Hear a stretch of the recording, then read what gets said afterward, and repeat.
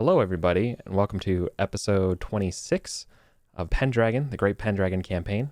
King Arthur's Pendragon. How many times can I say Pendragon in the first 2 seconds of this video? I'm your GM, your host, your MC. I'm Eric. I'm EricVulgaris everywhere. This is the year 497, and I'm excited to get into it. Jim, what's up with you, man? How are you been? Oh my God, I'm excited to get into it as well. I feel like 496 was such a banner year for us that what could go wrong now, you know? Oh, it's got to be What could uphill, go right? wrong? Yeah, I'm doing good. I'm doing good and looking forward to playing Sir Irwin, who I am genuinely surprised has made it this long. Like I thought for sure I'd be playing my second character by now. Look, I've tried to kill you. I really have. I know that feeling. We know. We were there, Eric. You know, my mask has been off. I've revealed my true power level to you several times, and you all will refuse to die. B. Yeah. Colin, what's up? Hi, I'm doing good. Apparently, I have good lighting because I turned on the light. So Yeah, this is the new look, y'all. As you get to see this. finally. Well, we have a lot to get into today, so let's get ready to go. The poem I have today is from Brujo Allegory, and it's many attributes must be noticed by others to convey advantage, but not cleverness. Something to ruminate. All right, our opening scene today for the year 497. Cholderton's on fire again. Squad of knights with black banners and their retinues are raiding your lands. You're being pillaged, Sir Irwin. You will be rolling siege plus your defensive values. By the way, off screen in my prep episode, I did the roll to see if your palisade finished, and it did.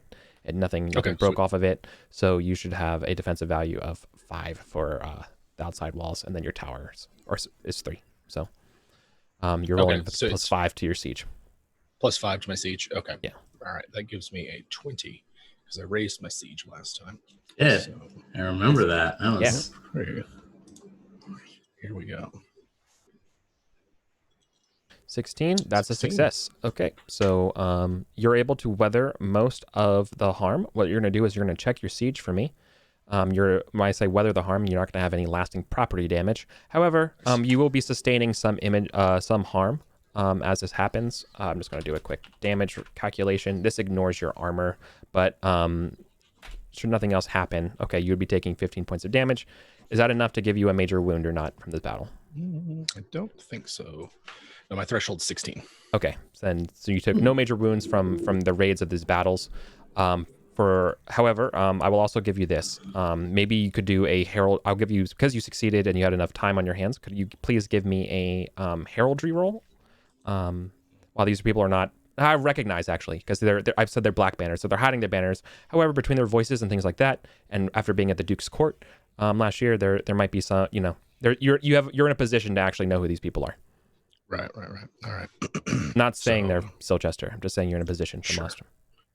We'll see how it goes. No. Right. No.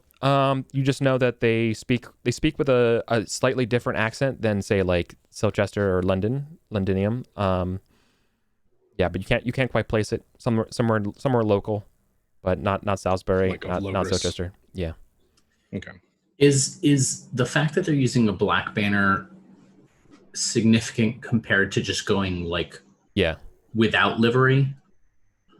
Because I think, or is that just like it's like it's one of the both. things it's you one can of the same. Okay. Yeah.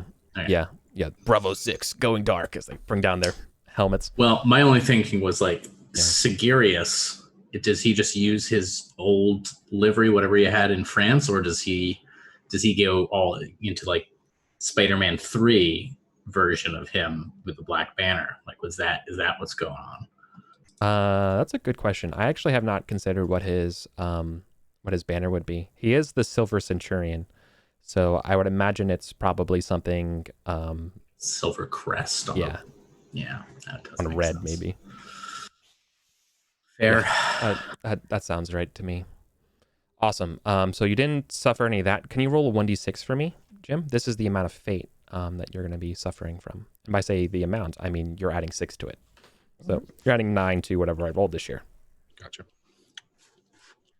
It just would help if I actually had the banner calculations sheet open. All right, cool. So other than that, you're okay. You didn't lose anybody in the battles. You were able to sustain the raids. You were able to put out the fires in time. So you took no property damage. However, you were slightly injured in the fighting, but you're ultimately okay. Your family is safe. Sweet. Before driving off, the knights give up and move on. All right, we're a little too tough nut to crack. Mm-hmm. Let me just add your 9 to the calamity or conflict this year. Okay, Cholderton is safe. Gareth. Yes. You are also under attack. Doesn't sound right. However, for you, it's not being pillaged by knights. You are just getting under attack by bandits raiding you every so often at night. So I need you to test your battle for me.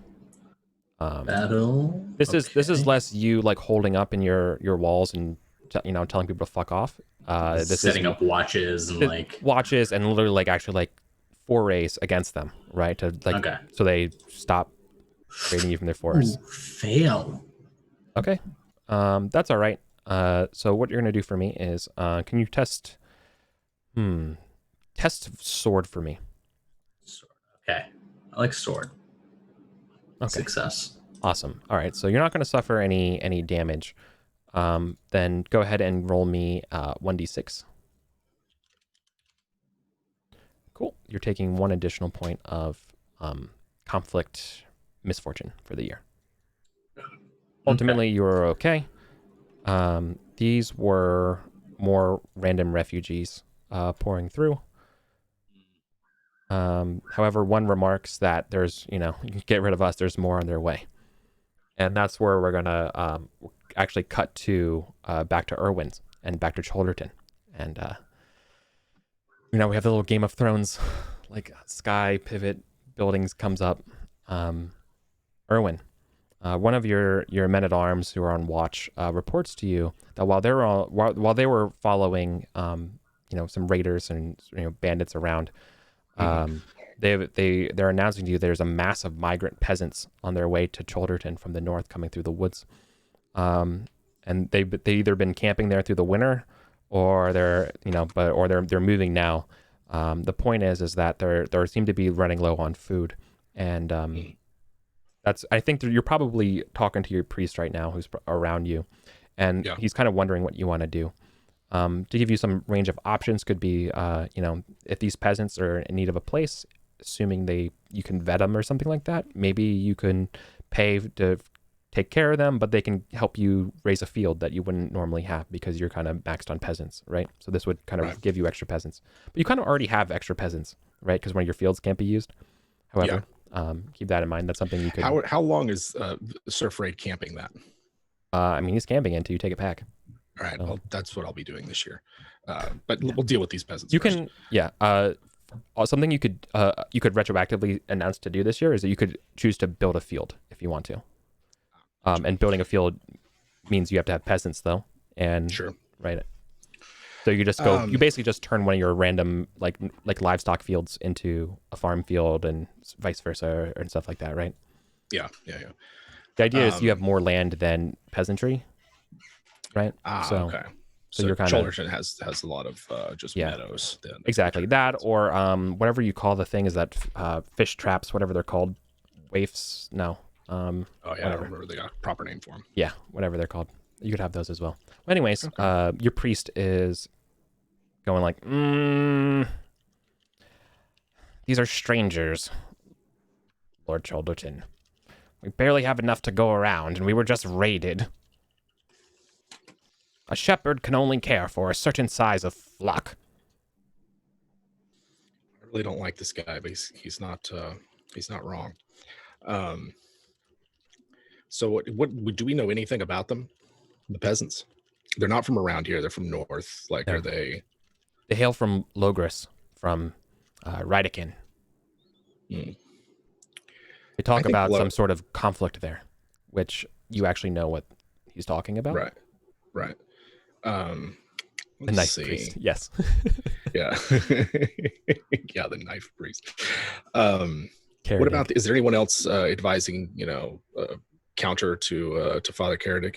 Yeah, I mean, your wife would be there as well. I believe your wife obviously is very Christian and would be like, Mm-hmm. you have more than enough to go around. We should be able to take care of them. Can we trust them is my concern. Not that we have enough to go around. I think it's probably worth riding out to meet them so that they don't get too used to staying where they're at. Awesome. Cool. And hear what they have to say. The priest is like, sire, I would not advise it. Why is that? To ride off to be set by hundreds, who knows? There could be other raiders. How else would we drive them off if we have to meet them at some point? Let them approach our gates, see our strength. I did, at the very least, want to see them for myself before I make a decision. Fine. And so whether or not Erwin goes up to them and gets within, you will. Yeah, we'll do that. We cut to you saddling up, and you go to your wife, and I think your wife and even your other kids there too, and she just wants to thank you for you're being the Christian guy, right? She's like, this is the right thing, no matter what a priest would say, that you're in your heart, you are. Thank you. I know I married the right man. This is a good thing, right? And your daughter here is going to remember that you're showing I'm gonna go see what these people are rather than dismissing them. Right. Cool. We're gonna, while you're gearing up for that, we're gonna cut over to Gareth. Yeah. Gareth, while you are sort of doing your inventorying around your house, whatever, if that's a euphemism or not, up to you. You see Lady Elaine, who's talking to a courier up from Sarum. You know that this courier is sort of a part of the page and sort of steward programs, like the tutoring stuff that happens down in court. And you see her hand over an undisclosed amount of money. Money? Yeah. Money, you say? The thing that we're now running out of. Fun. Gareth is going to approach, and because... In front of the courier or after? Or after. Interrupt it or no? Gareth is going to assume there's a good reason because his wife terrifies him. Yeah. But that doesn't mean he's... You promised to work as a team, and this is not a team play. Yeah. So Gareth is going to wait for the courier to go. Yeah. And approach and say, my dearest darling wife, how much? I was hoping you didn't see that, my love. Don't worry my about it. My love, it seems exactly the sort of thing I should worry about. These are lean years. You have not had the right pheasant for months. It was just a couple librum. A couple librum, you say? So several horses is what you're saying. How much is a banana, Michael? $10? She goes, look, it's... And she just holds back, and it's for a good cause. Can you... And I'm just trying to keep things off of your plate. I'm trying to be a team player here and keep your mind elsewhere.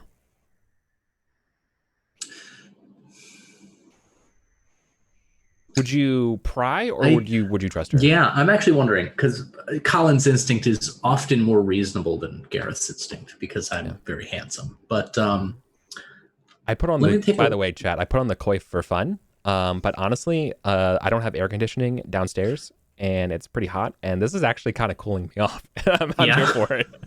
So nice. My instinct is to test a trait. Yeah, totally. And I'm thinking this is a matter of trust. Yeah. I think he's gonna see if he can. Let's see if we can trust Elaine. And if you don't mind, I'd actually like to try. Oh, my love of Elaine is pretty low. Never mind.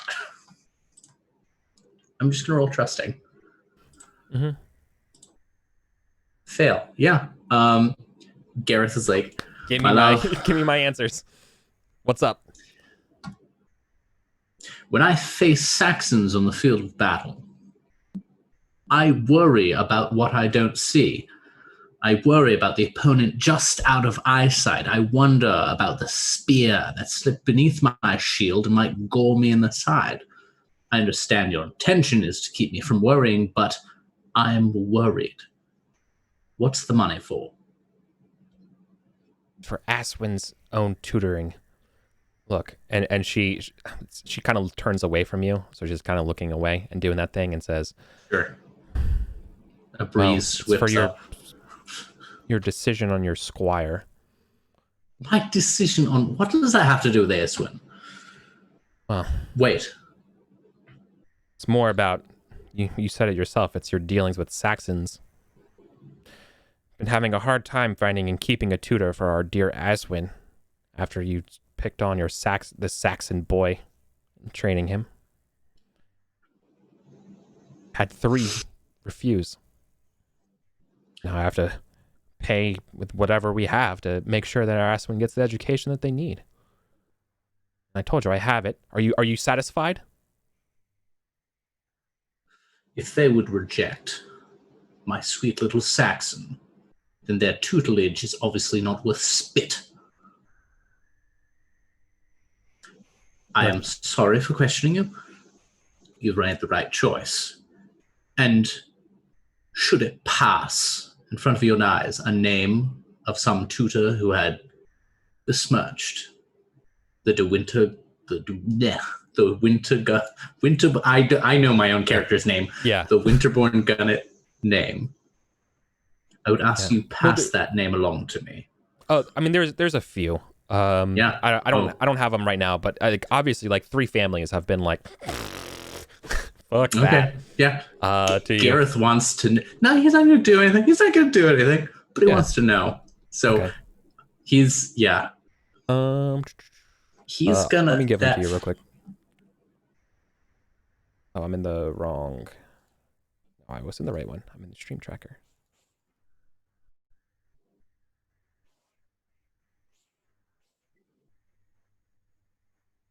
Is Edern? Let's just do it this way.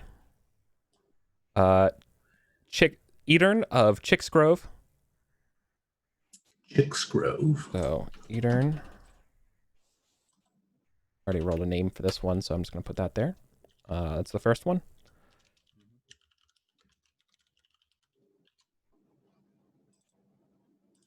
Knifey of Sheraton.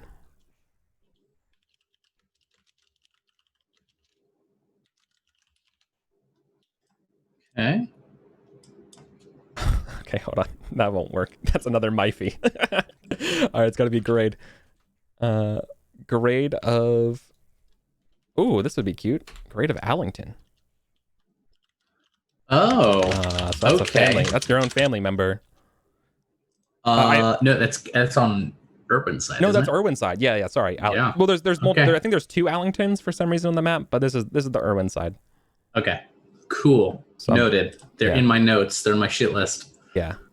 Look, I just figured paying the devils their due for our angels' well-being is money well spent. I'm sorry to concern you over it. For being honest, Eswin is a bit of a devil herself, but yes. She's our devil. The sweetest devil, the little Saxon. Destroyed my kneecaps. I'm sorry to have probed.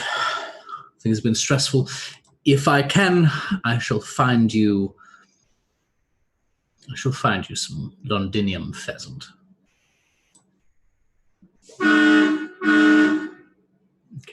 Okay. Apparently I live near a lighthouse. Yeah. What the fuck is that? I'm only worried because I have like a pallet of stone out back that might be in the alley. So. Oh, sure, no problem. We'll come back to you, Jim. So you're riding out. Who do you bring the man at arms with you? Those on duty. I'll bring them. I'll bring Pendragon, my squire. Yeah. I mean, we will ride out in force. Yeah, you ride out and you get to sort of like one of the preliminary encampments. It's about like 20 families worth of people. Mm-hmm. Right, so you get to one of the closest ones, and they begin to run as soon as you start riding through them, right? Because they know the deal. Yeah. Do you claim them to halt or anything like that? No, as soon as it looks like they're about to bolt, he will, he'll shout at them to halt. That it will be much worse for you if you run. Yeah, they don't care. They just run off in different directions, right? Okay, they're terrified of you. Sure, because technically you could just kill them, right? Certainly, yeah. If they run, they look unarmed. I'm assuming they like left their families. Yeah, like they have kids with them. Yeah, totally. Okay. We'll rifle through their camp. I'm not going to take anything. I can't control my men at arms. You just hear like the it's like the running, like crackling through the sticks and stuff like that, and you go through them. Do they have anything that would identify the veracity of what they of what the man at arms thought? They are just peasants. They got whatever they had, some sort of like maybe like a hand trowel, no weapons, no weapons, no hidden weapons or anything. No. Okay. They got a stick. They got like a rake, I guess would be like a pitchfork kind of thing, but that's about it. No, these people, they've been in the woods because they're afraid of anyone finding them and just killing them. Certainly. My instinct is to go run them down and say hey. Yeah, my instinct is to, like, when it comes to Father Karadig versus they're not gonna outrun you, it's like cold as shit and they're on the feet and you're on a horse, so like that's why I haven't made you like make a roll or anything like that. It could just be assumed when you want to catch up to some of them, you can. If I can catch a few of them, I will. Yeah, totally. Right. So you're gonna go run down one of like the middle-aged men. Mm-hmm. Right, and so it's that scene where like one of them gets behind him and like he's like running and like you kind of cut off in front of him and you put the horse in front of him and backs up for a second. And he's like, please no, my lord. Like he immediately grovels. You're in no danger, depending on why you're here. Stand up, speak for yourself. Who are you? He won't look at you in the eyes and stuff.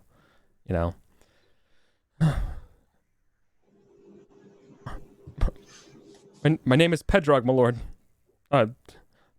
We hail from Rydigen. We were kicked off our lands. Lived there all our lives. Dutifully. Please, we bear no ill intent.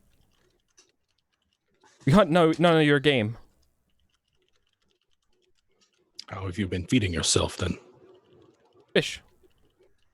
And whatever we could find. Plants. How many are there with you? Oh, my family is about 25 heads. But there's others.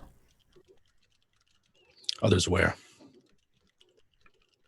Over yonder, my lord. Like pointing out more further into the woods, right? Like you live near like the Chute Forest, right? So there's in the Chute Forest. Yeah, he's right on the border there. Yeah.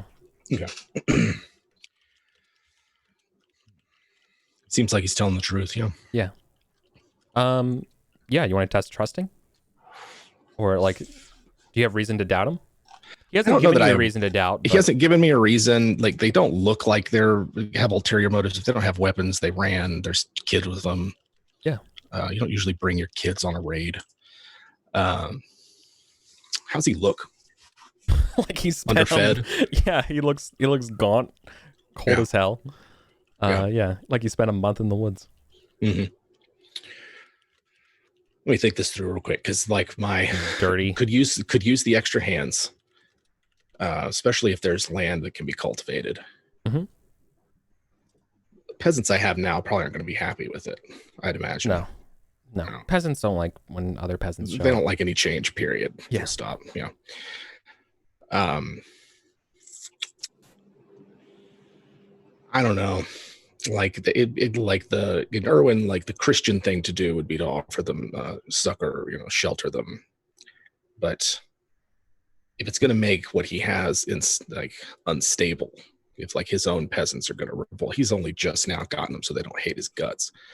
They won't revolt, but you absolutely will earn some hatred. Okay. Until you kind of buy it back down. Or do something about it. Sure, right? Sure. Well, it's currently 0. I might just take the hatred. Yeah.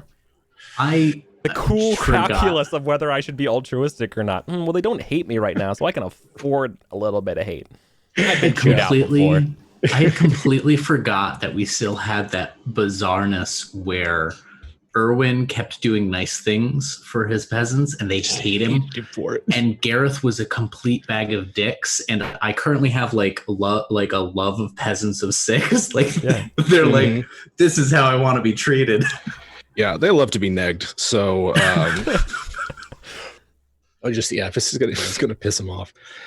If it means more cultivated land and it means greater resource, like there's more of us, honestly, the calculus is there's more of us to lose, then these people will probably be really loyal if I give them some. So Erwin started thinking it through. You have a day to round up all the families, and we'll leave for sure. He says. You've not let me finish. I would not be so quick to jump to conclusions. Meet us out by the north field, and I will decide what to do with you there. Yes, my lord. He's terrified. He thinks you're just gonna kill him now in the north fields because he interrupted you. He was so excited to leave. Yeah. If he really looks scared, I'll be like, you have nothing to fear. I am not a bloodthirsty man, nor am I men with me. But we are charged with protecting our own before anything else, anyone else. At the very least, you cannot stay in the woods. Very well, my lord. I can see from your honor that you are not a wolf. I am no wolf, but I have to fight wolves. The times we live in, my lord. Yeah, the times we live in, my lord, make wolves of many a man. And nice to if see you stay out there long enough, you will be wolves too. Yes. Hey, thank you. Yeah, I will round up the families. Then the north field. Yes. Yeah. Awesome. Cool. Well, what is the plan to like get them to work and stuff like that at the north field, etc.? Yeah, the plan. Okay. He's going to go back and spend the rest of the day talking with Lady Grade, and he will mollify Father Carradine as best as possible because I know he can stir up some shit against him. Yeah. Cool. I mean, even just like you don't have to minister to them if you don't want to, man.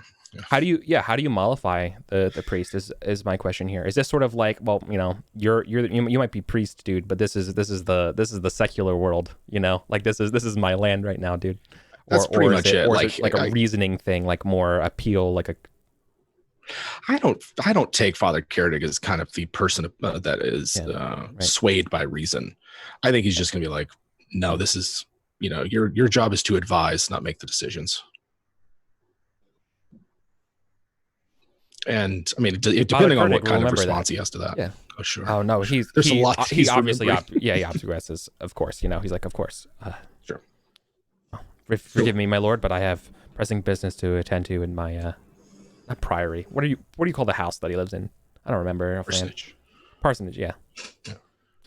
So I actually wonder: is the parsonage church ground? Like, I know an abbey is owned by the church in the sort of legal terms, and so it is exempt from the sort of gifts and grants that knights often go through. But yes. I wonder, like, is the church that he administers in, is that like a convenience that the knight has built, or is that church ground legally? I can only tell you what it's like in the 20th century. That's having lived in a few parsonages, they are property of the church. Okay. Yeah, exactly. I was going to say, I'm pretty sure they're church property. And that makes sense to me because that's how we get bishoprics. Certainly, I don't think in this age, but eventually we'll get large tracts of church land. Sure. Yeah. Okay. Cool. That helps orient me. Thank you. No problem. Cool. Anything else? Yes, that's the plan. Yeah, totally. Yeah. Right. My question here was going to be, like how do you talk to somebody when you talk to them? Like, do you try to relate to them? Do you just order them, like talking down to somebody, right? Or are you like schmoozing with them, or you're like looking up to people like, yes, oh yeah, you're awesome, right? Yeah, But no, I think with Father ordering Carradine, them. bluntness is the way to go. Yeah. He has a little bit of respect for you for being like, no, I'm doing this against him, but he also I will doesn't emphasize like that you it's did the this. Christian thing to do. Yeah. Okay. I feel like I want to roll from you for that. This is more about if you succeed, what do you want out of Father Carradine? Do you, like, he's going to acquiesce to, and listening to you, but the way you say this and what this role represents to me is whether or not he's going to be like kind of angry at you and kind of get back to you in a soft power way. Sure. Or not. I'd like to. The goal that I'm going for is for him to just drop this one. Even like, let me think this through. Because like, for one, Loyalty? the last Justice event, I sided with him. In fact, I think like the last two I've sided with him. Oh, that's true. And I think this is one of those things where I might bring that. I think Erwin's going to bring that up, and just, in other matters, we've always seen eye to eye, Father Carradine. It's be unfortunate if this time we were not of one mind. Yeah. Awesome. Oh, that's awesome. Then no, I don't think you need to make a roll. However, I feel like you should get a check for something there, because that's, I mean, is that it? Generous? I was gonna say like a check to intrigue, like you're doing some quid pro quo shit. Yeah, no, for Father like Carradine, you're playing a game. Play that game. Intrigue. I'll take a check to intrigue. Yeah, I feel like you deserve it for that. Sweet. Right. So like no roll necessary, but because you're saying, yeah, I random rolls in the winter. That's all pretty awesome. It turns out this way. That's calling back to that. I didn't see that coming at all. That's really cool, Jim. Awesome. Jim remembers. Yeah. You're the one who takes notes. Yeah. Right. I've already forgotten the precise context of 3 names I wrote down this session. So. Oh, don't worry. Sorry, there are I didn't houses of tutors that rejected. Yeah, I know. I literally just have their names and asshole in parentheses. Rightly so. All right. Anything else to do this spring before we move into the Easter feast? Anything want to do? This is a good time to announce any projects you want to do if we didn't do over winter. Question one: should I subtract 2 Librum from my total for? Okay. Yes, you should. And then 2: how much would it cost to keep my sweet, terrifying wife in some like good Londinium pheasant? Probably 2. Let's just say it's an additional 2. Okay. No, I'll tell her I couldn't. So here's something. I think living richly, I feel like I think you have to live extravagantly. If you want that Londinian pheasant, I mean, if you want to buy like like a 1 meal, like a Costco to go pheasant, that's different than like if you want to live the year. Like I'm gonna do that. I'm gonna do that and apologize. That's what I'll do. Yeah, let's just say the price is 2. Most of that's not the price of the pheasant. That's the price of the bribes to get it, like overall, right? To get it. I'm just gonna go with the apology.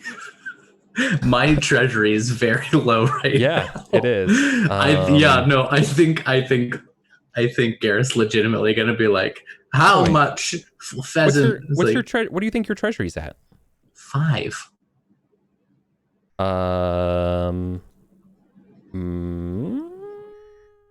No. It was at 7 before because I bought. I must be missing an expense from you, because mine says you're at 23, so I'm clearly missing an expense. Cholderton's not doing well.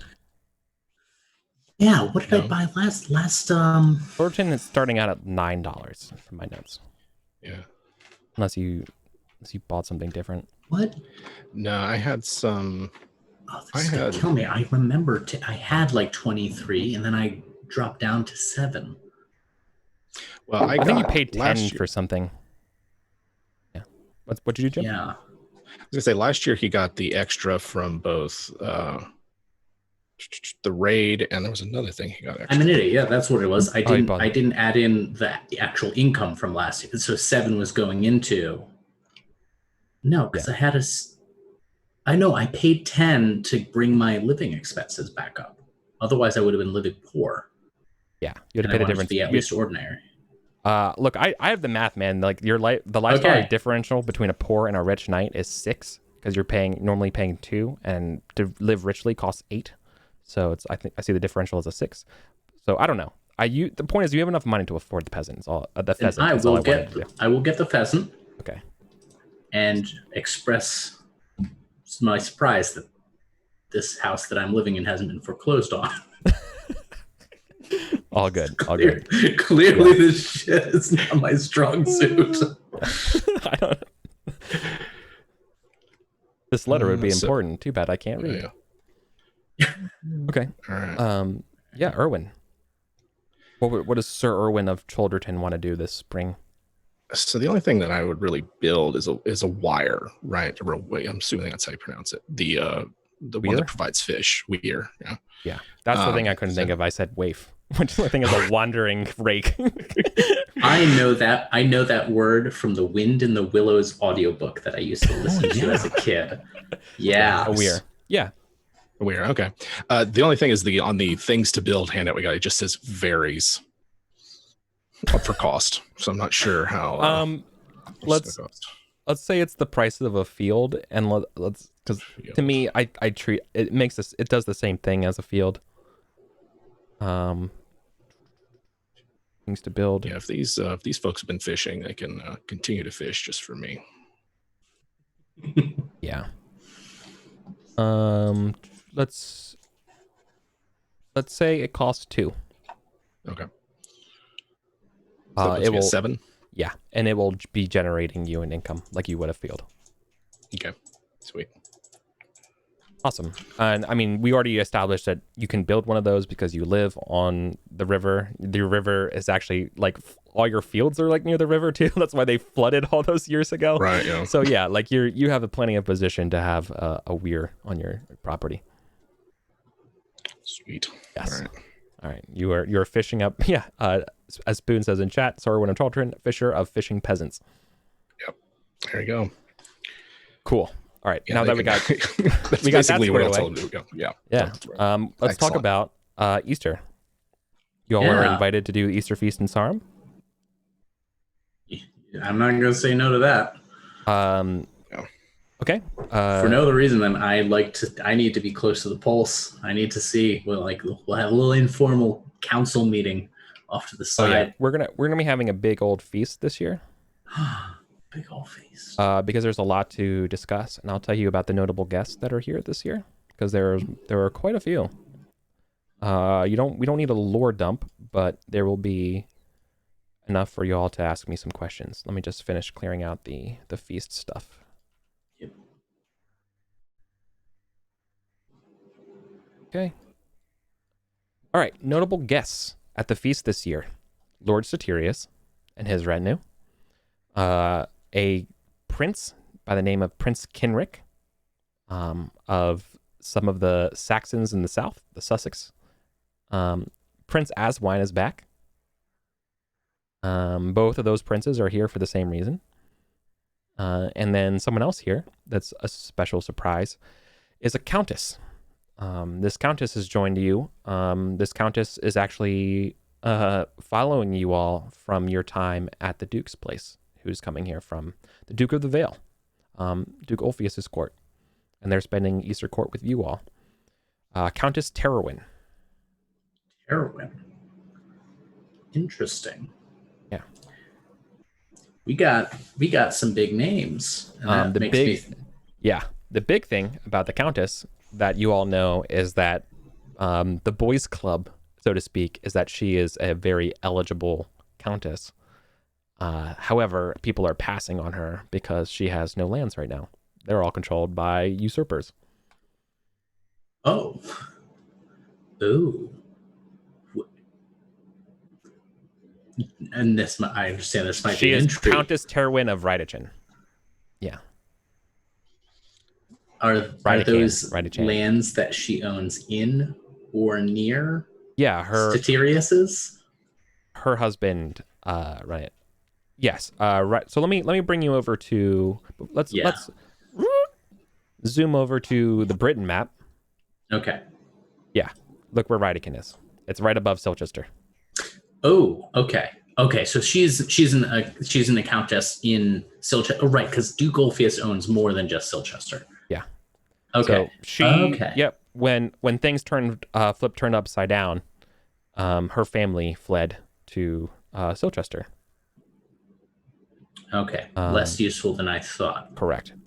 The brothers that usurped her, I alluded to this a little bit during the business lunch between Sir Erwin and Duke Ulfius, that these usurpers have taken over their lands and sort of thrown in with the Centurion King. I feel like we're budding towards like a civil war in Vulgaris between. Yep. And Ulfius. Ulfius was like the same thing. Okay. He the same thing he gave you all, basically what he told the Countess. Right. This doesn't really require anything, but yeah, it's like Ulfius like, dude, my hands are tied, man. I can't deal with all these rebellions around me and the Saxons. You're gonna one of y'all is gonna have to step up a little bit here, okay? God, Gareth is so close to actually liking Duke Ulfius. It's really unfortunate because he's Silchester and all that, but yeah, he's a pretty cool guy. He's a cool guy, yeah. People aren't, for what it's worth, he's one of the few dukes here no one's rebelled against. No one's rebelled against him. He was at our first battle. He held that battle when shit went down. Yeah, and props to the guy. Yeah, he's a stand-up guy. He's no one's favorite person. He's everyone's third favorite person. He's the nice uncle, not the cool uncle. Yeah. Right. Okay. So anyways, so to give you context there, right? So you all are in Salisbury, Silchester's nearby. Rydikin is sort of northeast of Silchester.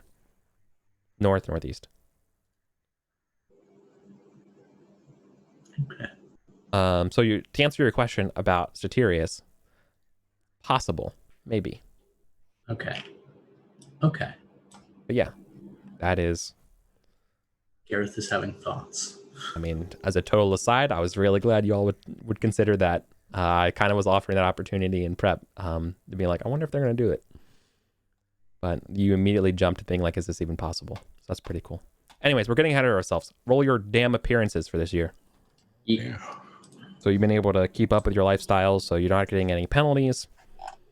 Still got your fashions.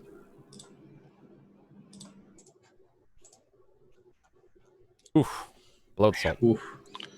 All right, we're back to normal. We've left Silchester. It's unappreciated. That's all things should be. All right. So it is Easter feast.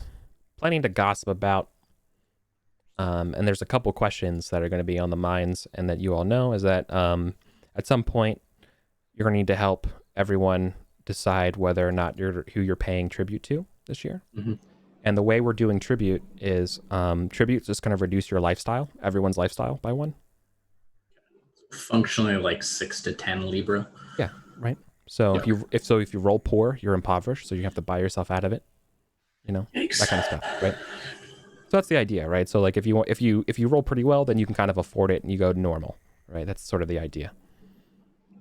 The ambition is to get where we don't have to pay tribute to anyone, which I know is not actually going to be feasible, but Gareth is doesn't like this. Yeah. Gareth is not a fan.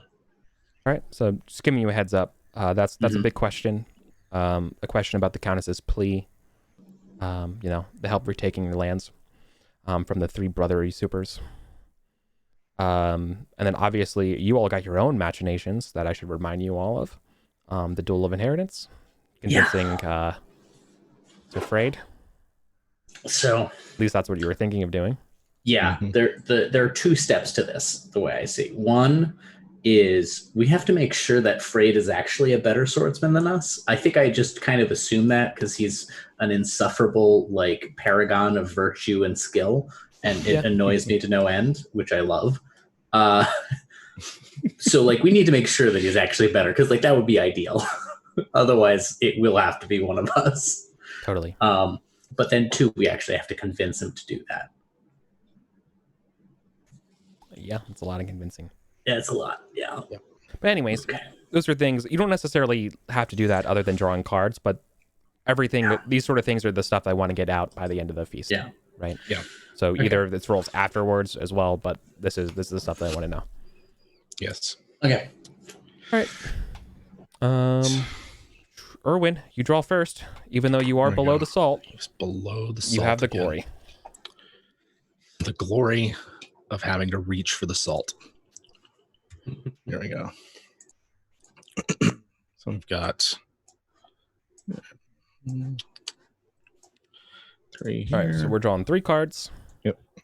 First card, Strange Crone. Ooh. An old woman glares at Let you me zoom in. and speaks aloud. You've the eyes of a soldier, the hands of a sheepherder, and the mouth of a merchant. I can't see these. Press Z.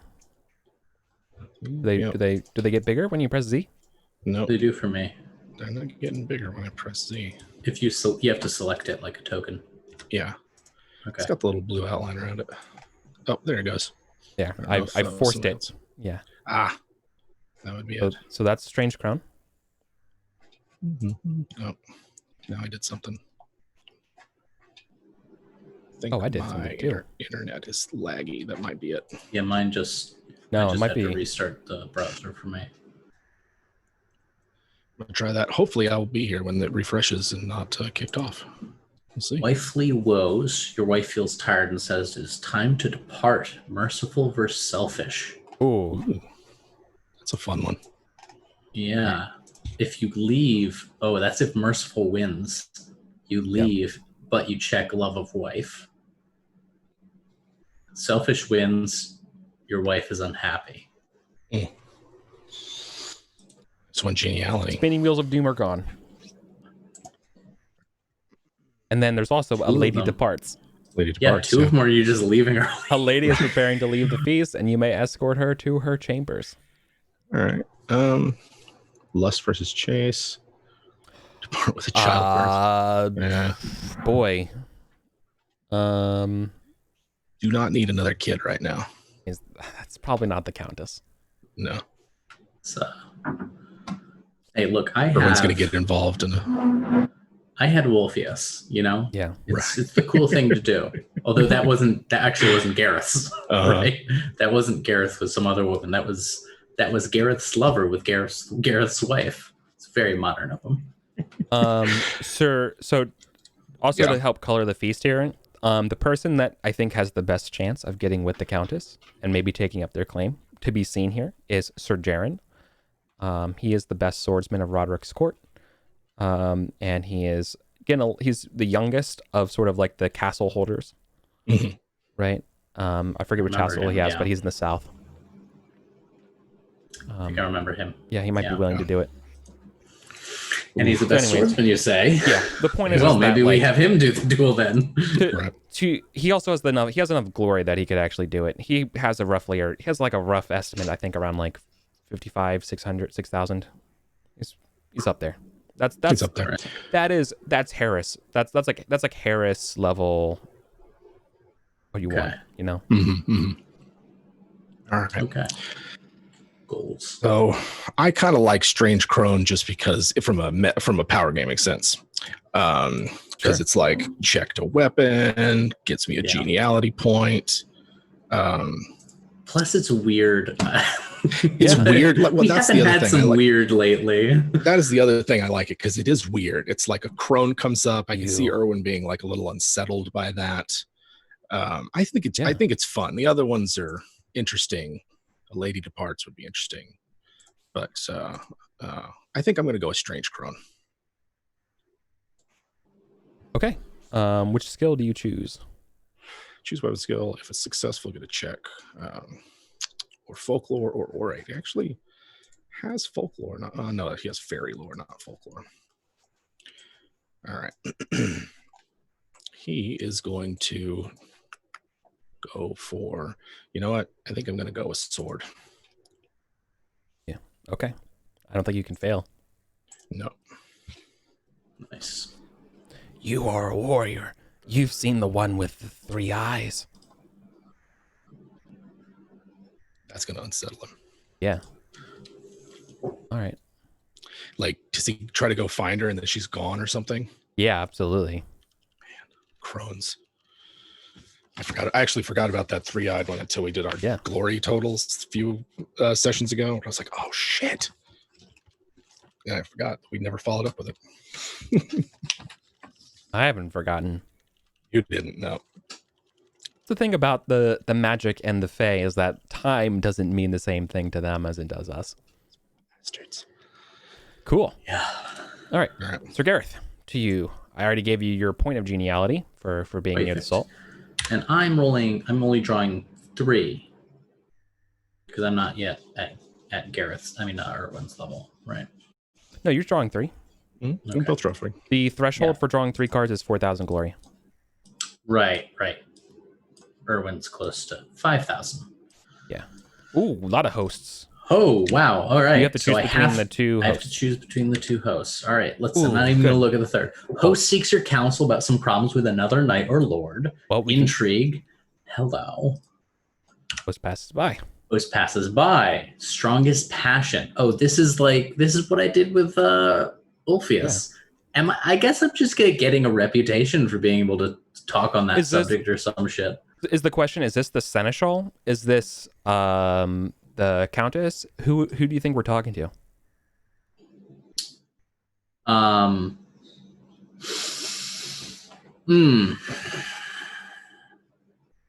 So it could be Rofus.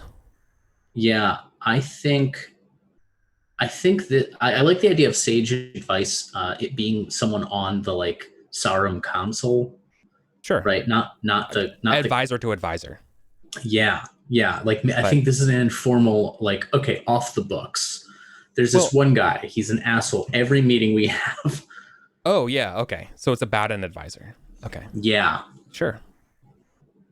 Yeah. And so the host, who would be the host here? Is it the host, the countess? It would technically be the Countess Kinwin, right? Technically the widow of the Earl. They were barely together. Right. So she would technically be the host. Yeah. She's also the third daughter of Duke Ulfius. Yeah. But she's basically a hostage. I think she's the one who's like, Gareth, you're the one who seems to not be angry all the time at these council meetings. She wants to know about Father Tathan. Father Tathan can be trusted. Remember, he is the priest of Sarum. He's not the bishop, but he used to. You ride with Cholderton all the time. Yeah, I do. Give me the dish. Okay, yeah, I like that. So this is going to be an intrigue test. Yeah, test intrigue. Success gives you a lot of geniality. Oh Fail. no! It's not a fumble though. Right, it is not a fumble. Is that? And you know what? I think this is the truth. Gareth has not interacted with Sir Tathan much. That's always been Erwin's thing. So do you test? Do you lie or do you not say anything? When someone comes to their advice, do you make something up when you don't really know, or? I think this is a kind of embarrassing moment of I understand that you think that I'm sort of a spider at the center of a web, but I can honestly say I don't know Sir Tathan, Father Tathan all that well. It's oh shit, you were hoping I knew something, didn't you? Check honesty.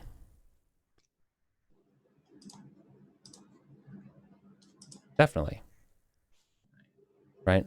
You could have lied. You could have kind of figured out what she wanted to hear and tell her that. You could have done anything. And instead, you just gave her the straight, honest truth that's unhelpful. Yep. Oh. All right. I appreciate your... Would they say frank? Is that anachronistic? I don't know. It's not like they're speaking modern English anyways. Is it anachronistic and an Arthur? If we're wearing chainmail in the year 400. Yeah. Yeah. Almost 500. Yeah. So, okay. Fair enough. Oh, I appreciate your frankness with me, my lord. I think Gareth surprised himself with that one. Well, It's like, sorry, I was distracted trying to think of a lie to tell Sir Frayed, so... we'll carry on, and please enjoy the loach in cold green sauce. Mm. Oh, and thank you for the sub, Heroic Logic. What is loach? Loach are fish. They're freshwater fish. Those do not look like tasty fish. They're not. This is It's like classic English cuisine. Yeah. It's just ugly It's ass fish in the sauce. It's a stringy, flat bottom feeder pond fish. Mm-hmm. Nice. Pond fish. The best. How did they conquer the world? They Deal with shit like that.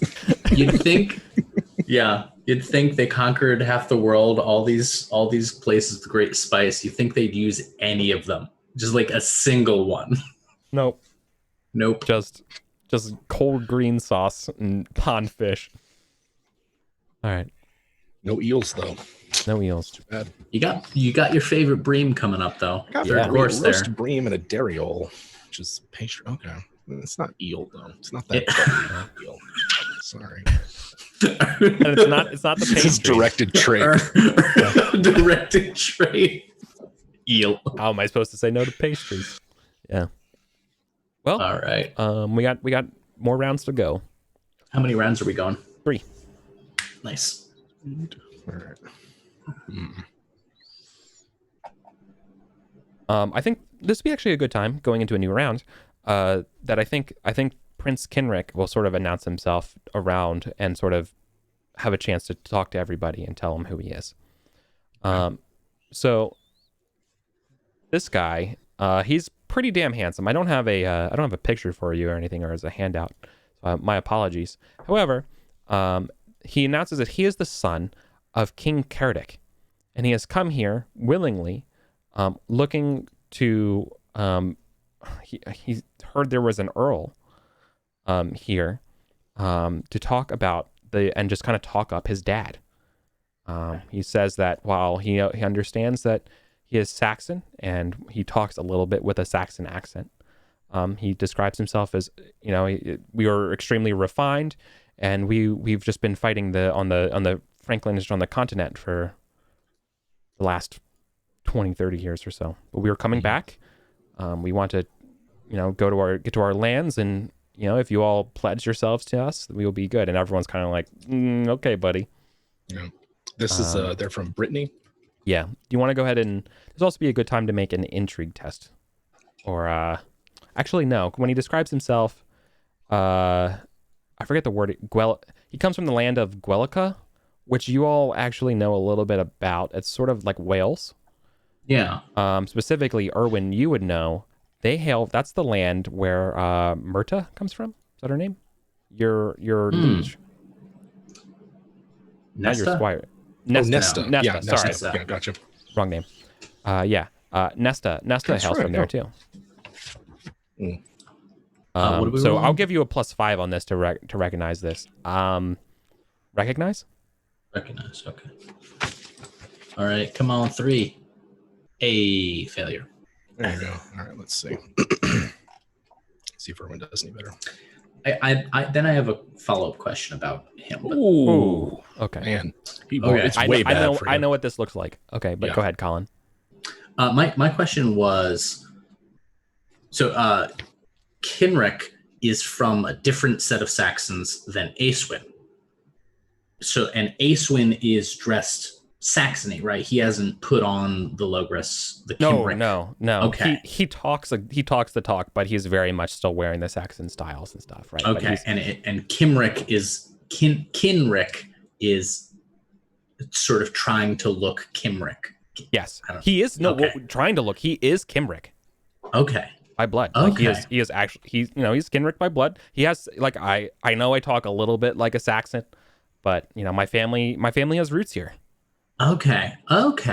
Interesting. You know That how is things go in interesting. history, and everyone kind of looks at each other, and a few people give looks at you all, and you look at them, and you have that awkward moment where you don't know what they're talking about, but you're like pretending. However, I feel like because of this fumble, what this represents is rather than you being able to make peace with this knowledge, I think you're going to, you know what the knowledge is, and you're going to get defensive, and I'm going to need you to test an emotion about it. This is Vertigan. This is another Vertigan's honored, like basically this was like one of Vertigan's like right-hand man, right? Yeah. That basically after, what's his name? I forgot his name. Ambrosius kicks his ass. These are some people who flee. And so his family's kind of crawling back up here. After Baden Hill. And they're coming up here, and so everyone's like, yeah, you should have stayed back, However, that's spicy. Nesta, right, was also sort of in that one. They didn't have to get kicked out. They sort of turned over, but everyone treats them suspiciously. But you gave them a chance. And now you're seeing this sort of kind of go all around to everyone else being like, So I feel like I need you to make some sort of emotional test, because with the fumble, I feel like you're perceiving a little bit of a slight here, being like, "Come on, they're gonna give him a chance," kind of thing, right? Sure. Yeah. But I not necessarily. You don't necessarily have to like stand up or do anything like that. I just feel like this sort of emotional reaction, this gut reaction, comes over you, and so you're gonna have to test hatred of Saxons. No, I think it's gonna be like prudence or reckless, right? Where you're like, "Now, come on, this person's not as bad," right? Yeah. Test both of them. See which one wins. Yeah. Let's see. Come on, prudent. Okay. Okay. Nice. Yeah. Cool. Okay. All right. So you're able to, able to keep my cool. Yeah. You feel the blood come in, but then you let it go. You don't like get everyone at the, the feast doesn't stop as you stand up and be like, now, and make a big deal out of it. Yeah. So that I understand it, it's that everybody's kind of like blowing off this Kenrick, and sort of like, it doesn't matter who, whatever. Should have stayed on the continent. And he has come here to see, to test the waters and obviously see if he can get any supplies, materiel, for his conquests. And then, so I guess if he'd failed reckless, or if he'd passed reckless, failed prudent, it would be more like how like he would feel besmirched or slighted. Yeah, if you would have sided with Nesta. You would have felt. Gotcha. You would have been kind of mad at the rest of the party. The feast for like kind of shitting on this guy who just for where he came from. Okay, all right. Because I'm basing this sort of off of how you're like gave Nesta a chance, and you're feeling a little bit of protectiveness from that. Absolutely. Nesta's been a loyal vassal. Exactly, right? Cool. All but right. You don't have to worry about it. Cool. So anyways, Prince Kenrick says, he says something to the effect of, Cornwall is falling apart and is engaging in its own wars. Duke Ulfius has beset by Saxons on all sides. The Silver King runs rampant to your north. Now is the time to rally around a strong king. A king like my father. Kenrick King. He's a Centurion King now. That's what he calls him. Yeah. But he kind of said it in like a king way, right? No, I'm just like, it's like, man, the traitor. Sigarius is like upgrading his title by the month. Yeah, Next month is going to be the Centurion Emperor. Yeah. Well, I mean, he does he sees himself as a king. I believe it. He's playing Macbeth, This is like an entirely one-sided rivalry for Gareth, because like that is Gareth's downfall is always he thinks he's a bigger fish than he is. For sure. And he's like, he's taunting me. The Centurion King is taunting me. It's like, he doesn't fucking think about you, Gareth. Right. What is Kenrick offering? Like, is he asking for tribute or allegiance? Protection money. Yeah, he's extorting you. Okay. Cool. Okay. It's a nice extortion. I gotta say, extortion. I feel good about this one. I feel weirdly better about it than I do Silchester. You go back to Pendragon in the woods, being like, this is the land of wolves, and this man is a wolf. Yeah, we are surrounded by wolves. Yep. Who do we throw meat to this year? For sure. Yeah. I mean, you could throw it to both of them, but probably not. Impoverished. You cannot. No way. You can't. No way. You can't. No way. It's really who could protect us from the other one is the main thing. Yeah. And God, maybe that's the litmus test for who we're going to pay tribute to. It's like, hey, if we're paying tribute to, send a patrol our way. And they'll be like, sure, dude. Whatever. Yeah, right. I'll promise whatever you want as soon as I get that cattle. No exactly. problem. Yeah. I'll say whatever. How do you hold them to it? God, this sucks. There's no way. There's no contract law in this world. So he brings. I feel like he doesn't give you everybody like kind of gifts and stuff, but he does bring a couple like furs, and he brings you a couple things from. There's an isle between. Isle of Man. Is it the Isle of Man? Yeah, it's like if you go. Let me bring you over to the Britain full map to give you an idea. He's in Carisbrooke and Southport. That's sort of what he's taken over right now. Curdic is there, and he's kind of going into Dorset and stuff, and taking that for himself. He's kind of moving up from here. So when I say the South, this is what I mean, like Donchester and that kind of stuff, right? Yeah. Like he's like taking over that sort of zone. Oh yeah. Right. Yeah. Okay.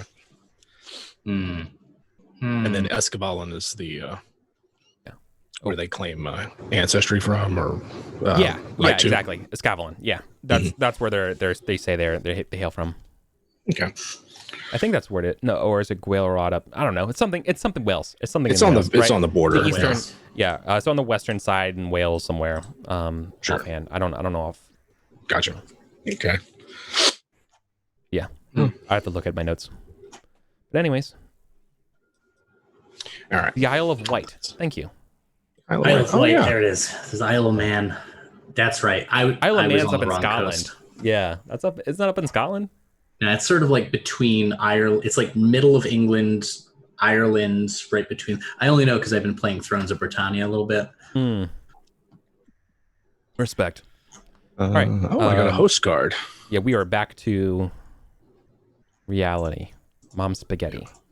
You got a host card, which means you got to play the host card. Yep, got a host card. Host calls for a toast. Yes. Host rises calls for toast. All players, courtesy opposed.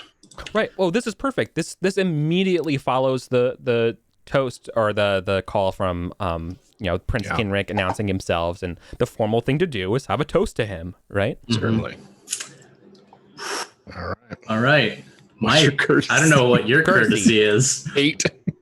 Oh, so it's higher than mine. Oh. Yeah. Look at Mr. Fancy over here with his look 8. at this guy. All right, here goes nothing. Oh, what a guy. Oh, you won. I won with the most. I think I just repeated the last person's toast, but louder and more confidently. At least I don't make a complete idiot of myself. That's a full success, earning you 2 additional geniality. Love it. You love to see it. There you go. The feast is how you're going to catch up in glory, though. True. This is this is where my character excels. I specialized in feasts.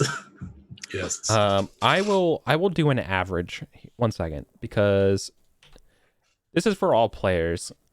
No, I'll give it to you. Or let me ask you all. Why am I making this decision? This card particularly calls out all players here. Would you rather do it against the whole feast? And I just roll like an average of a courtesy of a 10? No, but then I lose. Yeah, then you will lose. Yeah, that's fair. I didn't call those stakes before you rolled anyways, so just being between you two is fine. Yeah. Yeah. I thought I would ask. Okay.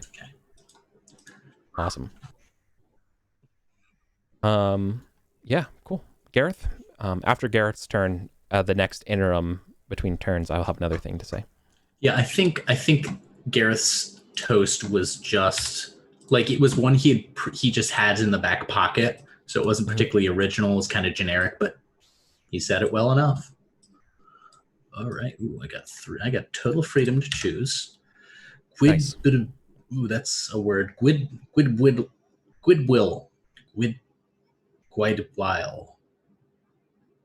Okay. Good.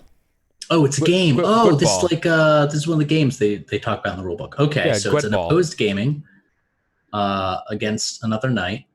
Okay. More drink. Ooh. I remember how that turned out when we had like 3 of them Introductions. A famous knight from outside the area asked if he would introduce him to some guests. I like these because all of them are relying on really shitty attributes of mine. Yes, and they're all very good, and there's a lot of good NPCs to point them to. As much as I want to see if Erwin's going to get drunk, right now I'm choosing between introductions and goodwill. Yeah. You know what? I think introductions, right? Sure. We've got these Very famous Garrett people thing. here. This is a feast of famous people. Sure. Yeah. Do you want to introduce or sort of like come over Lord Satirius? Do you want to come over the Countess? Do you want to sort of help one of the two princes? I think the Countess. Because I think that's the most immediate lever for us to pull. Totally. I have a 15% chance of passing this one. And I pass it. Oh, boy. Wow. So, look at that. Who do you make the introduction to? Why not? I'll make the introduction to that Jamar. Jaren. Who's Jaren? Sir Jaren. Yeah. Jared. He went Where to did I Jared. get the L's from? Yeah, the swordsman. The guy with the castle. That's where I got it from. Yeah. Oh, nice. Your wing is Jaren. Yeah, you're going. Okay. There you go. Yeah. Yeah, I think I'm going to go around. I'm going to make sure to hit just enough people where it doesn't feel artificial and be like, oh, and while we're here, meet Sir Jaren. Jaren's like you see him in like on the same court and shit all the time, right? When you're like helping out with affairs and the council meetings, but you don't really like. You're not. No, I don't fucking know him at all. Right? Yeah. And me and Jaren go way back. Milk Creek, Jaren. Oh, my lady, I don't want to regale you about the tales of battle, but so there we were. He goes, and you're like, job is done. Yeah. And he does that sort of like, well, I don't know why you did this, but thank you, kind of with his eyes. Yeah, I imagine like the camera is like them talking excitedly, and then the camera pans out slightly, and I'm just sitting there next to them both, like watching. Dude, I love you, dude. I love you too, dude. Why did you? Thanks, man. You're the best, man. Yeah. So, anyways, yeah, they're talking. Yeah, and they seem to be hitting it off. And good. Yeah, awesome. I was gonna say, that's awesome because I think there's I could have had that intercepted by Lord Satirius. That's pretty good. That was what I was trying. I had no way in hell I was introducing her to Satirius. He doesn't need any fucking help. He's good on his own. No. Good shit. Well, cool. Then I think there's going to be news. No, I forgot to mention from the Prince Kenric that he brings news that King Clovis of the Franks, the one who defeated the centurion Priorus, has finally been baptized and is now a Christian. He promised upon winning that he would become baptized, but it's been like 5 years. Is this historically the guy who leads to the Carolingians? Yes. Is that the Merovingian? Yeah. Right. He's that guy. Yeah. That Clovis. Mm-hmm. Reading about some of the early Frankish history, they were vicious to each other. they were real bad. Oh yeah. It's good stuff. Right. It's like when you have to split up the kingdom to each of your kids, the kids just murder each other. No one wants to deal with that. They just murder each other left and right. Right. So post-Roman world's the best. It really is. Not the first. Okay. He's just the first Christian king of the France. Yeah. And he's Catholic, not whatever the other one was. Or British Christian, yeah. There's another one on the continent that everybody was like, anyway. Oh yeah, Arian. Arian, yeah. Yeah. Not the Nazi Aryans, different Aryan. Well, technically, no. Technically, they're the same. Yeah? Yeah, I thought it was named after Arius, the priest, but it is. it's been a while. It is. Same guy? Yeah, All right. but it ends up flipping Damn again. Nazis. Like what Aryans believed ends up like flipping again, like throughout history. It's weird. The whole thing. I'm sure No, J.R.R. isn't it? Tolkien wrote an essay I thought about that was it. the same. No, hold on. Is it not the same? Am I wrong? I don't think it. I can't remember honestly, but I don't know that it's spelled differently. All right, maybe I'm wrong. But I thought it was where it gets derived from. Well, No. Yeah. I'm gonna stop running my mouth off because I'm Yeah. gonna get myself in trouble. Okay. All right. Fair enough. Okay. Where was Why I? we need the Pendragon footnotes. Yeah. Sort this out. Right. Okay. So the Countess wants to make her plea. So here's what's going on. So after we have the little introduction here, the Countess will stand up and describe how her father was an honorable man and how he fought alongside Uther, and he was at the Battle of St. Albans. You've all know him. He was kind of not really like noticeable or anything like that. However, right, but he's like, okay, yeah, he was an all right guy, I guess. No one really gave him a birthday card or anything like that, but he was fine. But she comes here, basically hat in hand, describing how 3 traitorous usurpers have taken her lands, her ancestral lands, from Oxford, Wallingford, all towards St. Albans. These dastardly brothers continue under the protection of the other traitor, Centurion King. And she is asked for a noble knight or a noble land to take up her cause. And she would be willing to give land to those who seize it in her name back from these usurpers and reclaim it. And that has gotten, so like everyone just is literally eating while she's talking. And then when she says that, like things stop and they're like, oh. Land, you say? Yeah. Oh no. Mm-hmm. I speak land. I'm pretty fluent in land. So the idea is you claim it back in her name. Basically her duchy back, not duchy, I guess county would be in her name, and then give it back to her. And then she'll give it back to you. Ooh. Yeah, Statirius adjusts himself. Like, ooh, that's interesting. Gareth is immediately going to be like, I think both Gareth and Elaine look at each other and say at the same time, "Excuse me," and like go to talk to. I go to talk to Erwin, and Elaine goes to talk to their contacts. Yeah, awesome. Yeah. So what do you talk about? Did you hear about land? She said. I'm sorry, I almost yelled that. Land, Erwin. Yes, I heard. Right. She has none of it. She could promise us all of Logris, and it doesn't make any difference. She has none of it. Right. Well, we are the way to get. I understand what you're saying, and you're thinking of what you had to lose, and I'm thinking what you have to gain. And we hold it. Do you remember how I could afford fresh fruit for the last 8 years? That was entirely because of the manors I held extra. You've only come recently into Allington. Let me tell you, if we're looking for stability, we need power. And power is land. It's the men who hold the land, the swords and steeds that they represent.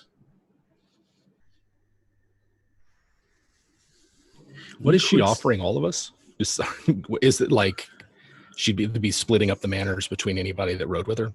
Yeah, the Countess will grant a holding to anyone who can take it back from these knights and hold it loyally in her stead. Holding.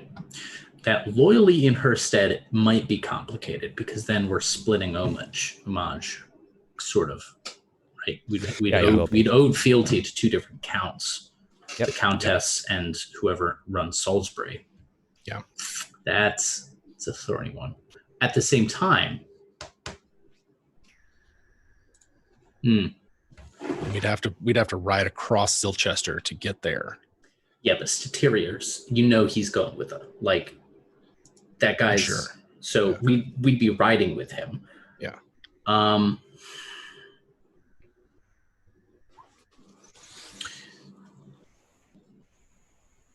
You know what we could do? I'm thinking about there's the a great legal amount of glory in it too. Yeah. So here's the thing. We could have an entitlement to the I forget what it's called, but the revenue, right? We'd have some entitlement to the revenue, but someone else would hold it. It'd essentially be like a tithe. It's kind of what the Earl did to you with those other houses. So we could get tithed, Jim. We could be the kind of people who have tithes, you know? We could. Make money while you sleep is on a big billboard.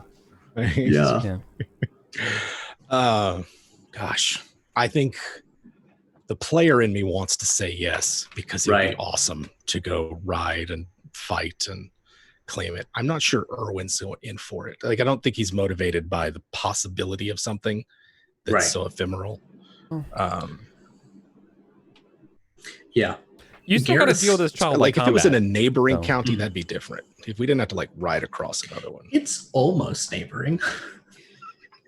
It's the world is our neighbor if you think about it. I think Gareth. This is coming back to Gareth's energy. Great schools. Right? He's a guy who does things. Right? He does things, and his logic is that he is not going to weather the storm of misfortune. He's going to go out there and get fucking spears and swords and horses that are going to help him keep what's his.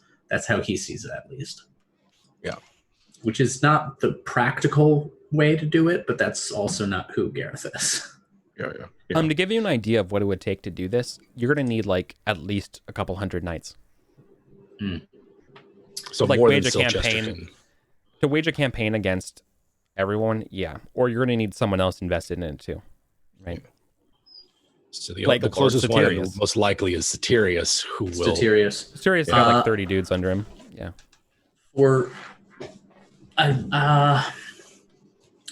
I've got... I mean, that's a question. We might be able to like bolster numbers with mercenary, but at that point, if we're sinking Libra into it, does it look like a good investment? And probably not. Could hire Sir Brastius. You can afford him. Yeah. Gareth is in on the idea, and he is trying to get Erwin's sort of Rob Uther's treasury. Pay Sir Brastius. Easy. Yeah. Easy. GG. No problem. No problems. I think Erwin is just like, we might as well go look for Merlin if this is what we want to spend our time doing. Attend to our own. I am sorry for her, but I'm needed elsewhere. It's a blow. That's a blow to Gareth. Like Ocean's 499. Sorry. Well, at this scene when you guys are talking together, you have enough dramatic time as you need, but afterwards you will be approached by two men. Obviously, the Lord Statirius and Sir Anwar will be showing up to talk to you too. Anwar, okay, I think he was another one of the big names. Yeah, he's the one. Sir Anwar is the John Wayne motherfucker. Yep, that guy. Yeah, they're in, obviously. Okay. Do you talk with the talk? Do you walk with the walk? Partner. No. All right. If you guys don't have anything else like quietly dramatic, like scene length aside, these two would show up to you and kind of go. We have some business to attend with each other. Don't we? Suppose we do. He's not here to kill you. Like he's not like here to call for the trial right now or anything like that. But he's obviously regarding the trial. I received word from Duke Ulfius that I am to agree to a trial by combat over my betrothal to Lady Jenna. I'm so sorry, Statirius. I would have assumed that you would naturally agree. This is the honorable and lawful thing. Of course I agreed to it. But I can't help but wonder who went through our lands recently who could have changed the Duke's mind on this matter. I can tell you, we were at his court, and it was positively humming. I can't think of someone there who would have such officious intermeddling in mind. Right. Well, I want you two to know that whoever did that has certainly made an enemy of me. But that's not why I'm here. I want you to know and want you all to formally meet Sir Anwar, one of my best swordsmen. And he has agreed to champion me in this claim. And he like puts his shoulders on, his hands on the shoulders of Sir Anwar. Mm-hmm. So Anwar, I don't. Like, he's not buying your shit. Yeah. You know what I mean? No. And there's no rule. No. Like, you can't convince him. You're not going to weasel Garrett's out of not it. looking to. Garrett right. is like he's smiling knives. Yeah. And then he wants you to know that, he's going to... He's lumping us both together? Oh, yeah. He doesn't know which one you spoke to Ulfius. The next thing you know, what occurred here after... Like, he knows I get it. I just want to be lands, clear. Right? Yep. Like, he knows you guys were there. Erwin's just slowly, sliding down. This is why he's coming to you, because he knows that you... Like, he knows... He's smart enough to know that you guys had... You either know who did it or did it yourselves. Certainly. Right? Certainly. And so he's like, well... Yeah. So he's either he doesn't know that for sure that you did it, right? But he does know that you would know 100%. So he wants so whether you want to know or like he's like, well, pass the message along. Yeah, that's fine. Mm-hmm. I got my champion, right? Well, we have not yet determined. We have not yet determined who our champion will be. It being such a surprise to us, we must take the time to choose. I'm glad though that you had someone on hand so ready. Good. Well, while you take your time to select your champion, just know that it will be to the death.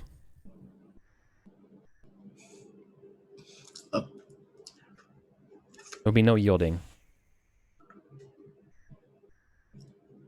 Of course.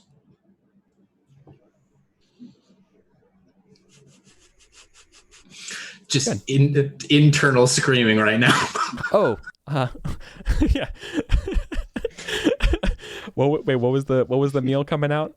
There's a tense pause as the bell goes off. Then the announcing of the next round of the feast goes by. So, all good. Mm-hmm. I'm just wondering, how big is Anwar? It's like, how tall is he? He's tall as shit. He's like 6'8". He's a full bodybuilder. Like, I described him as literally belonging in Gygax's polearm description. He is extremely attractive, extremely competent. I don't know if Gareth can send someone to his death like that. Yeah. Oh, that's rough. You don't know how well he fights, but that's true. I think that's going to be my intrigue role coming up. This is the thing about feudalism, is that ultimately you have to pride loyalty over every other skill. Mm-hmm. Ultimately, and so that doesn't mean you get the best. Right. You get the most loyal. Man, I've got. That doesn't mean they're dog shit, though. Right. But, so you know. And Satirius is being fair, wants to tell you all of this, and, well, if it's a trial by combat, then he's agreeing that he wants the terms to be to the death. I shall pass it along to the council. I know that us in us Silchesterns, we don't necessarily talk too much with our Salisbury cousins, but I want you to know we feel so strongly about the rule of law, something that we can both agree in, that we were willing to fight to the death for it. It's very honorable. So honorable. It's like the most honorable. It's just like, you could feel Erwin staring daggers in the back of Garrett's head. Yep. Yeah. Mm-hmm. Excuse me. We have to go talk to Sir Frank. Beatles. Anyways, yeah. I feel like that. Then they're like, okay, yeah. The meal thing happens, and they're gonna. Oh no! Third round. Rough stuff, right? Why did I not think of that? Why did I not see that coming? Fuck. Gareth The other thing doesn't about like feudalism: never fight your own battle when you don't have to. Right. But like, no, but that's the thing. That's the You're doing the same thing to him. This is you both are forcing some random dude. I love He the just alignment happens to be unlucky because he knows the wrong people to be co-opted and coerced to fight to the death for no reason except for the exchanges of people he don't care about. It's perfect. This is a perfect alignment between player and character. Yeah. Yeah, this I love it. You really This is stepped in this time. is torture. This is torture. Because Gareth, I don't know. Gareth was in the Fey Woods and he saw these lordly men, these like these knights, these men and women of this feast, chowing down. No matter how well dressed they were doing it themselves for the sake of their squires. That's like the fundamental tenet in Gareth's mind now. It's like what you do for the people below you, not just what they do for you. And I don't know if Gareth can easily send him off himself. Well, you better start believing in that cause. I've got one more development phase, right? Yeah. Well, we still got another round of the feast. And I drew a doozy of a card. But I think role playing. I'm and gonna talking mute myself and out. just scream a little bit. Don't mind me. No problem. So I drew 2 host cards, one of which was Call for a Toast, which we saw how that went. And the second one requires me to do nothing other than take 2 glory and move up a section in the feast.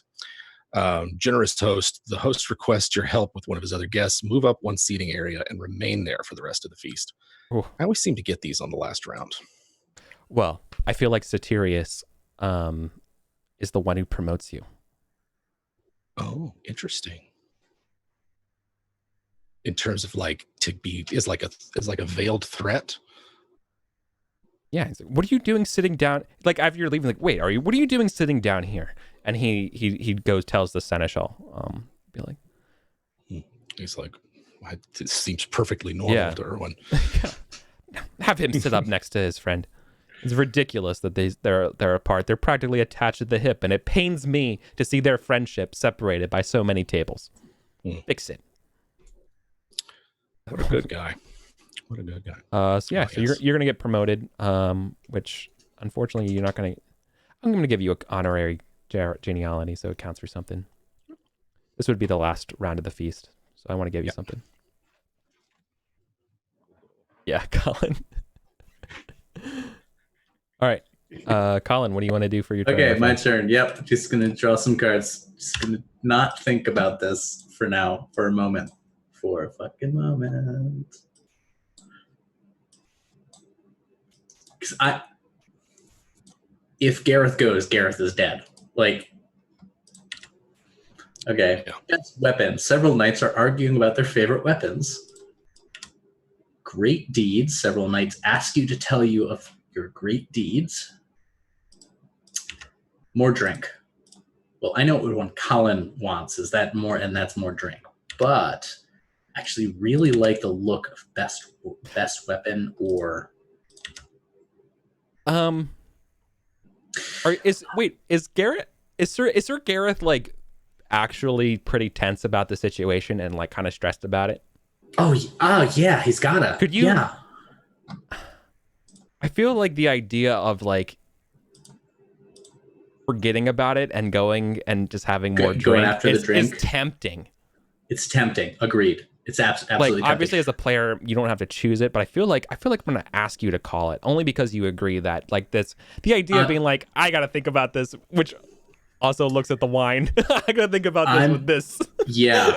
You know? I'm gonna roll. Here's what I'm gonna roll like temperate versus indulgent, right? Well, I feel like that's what the more drink is when you end up doing. But oh yeah. So I feel like this is prudent versus reckless, which reckless would be like my reckless is 13. This is a problem for later, right? Right now I have an appointment with this wine. Prudent wins. Okay. You're definitely not doing more drink for sure. Unless you absolutely choose it now. No. Best weapon. Sorry to weigh. If Gareth, no, that was great. That helped me make my decision. I think Gareth, like we see him, like walking up to the jug of wine ready to pour himself, and at the last moment he veers because there's some knights talking about because they're Saxons. They're like, why do Saxons use axes? Like surely there's some reason. Oh yeah, they've destroyed my shield every time we fought them, these axes. And Gareth just like draws that sword from the scabbard that Erwin gave him and like lays it out in front of them and opines about why the sword is the noble weapon. And this is an auto success for me. Yeah. And Gareth is like, a sword is a weapon. It cannot be used to chop down. No, he's like, it can't be used to chop down a tree. It can't be used to work the earth. Saxons, they conflate the domestic life with their war, but we are tasked with this and only this. We're given this dangerous weapon that embodies the dangerous life of a knight. If we were to use axes or mazes or staves, mayhap we would forget what we are. He's going to pick it up. Men and women who are in love with death and carry it on their hip at all times. And he's going to walk back to Erwin, going to drink Erwin's wine and say, Erwin, I think I'm fighting Sir Anwar. Yes, it seems that way. Sorry, I hope you're in love with death. It's so good because fucking Sangard in chat's like, it's in the name, dude. It's Saxon. Yes, thank you. Thank you. Saxon. That's great. I was holding it in the whole time. It was such a good scene. I'm sorry. I was just like, oh, God. That's good shit. Great. All right. Yeah. Well, yeah. Well, I mean, obviously a sword with a cross guard is the shape of a cross. Yeah. Best weapon. It's a great weapon. Fuck, I think Gareth's gonna die.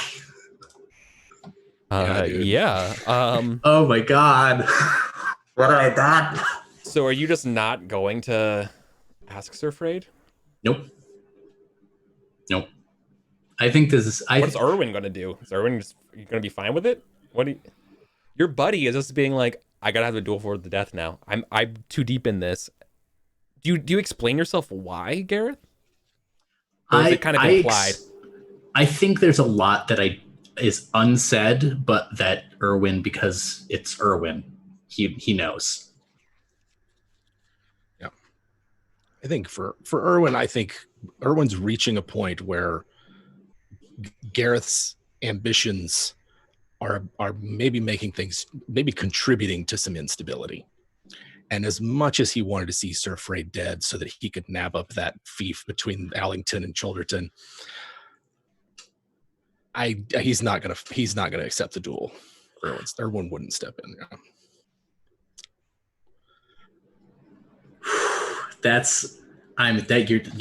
You're dead fucking on though. Gareth is not a man who's contributing to stability right now. And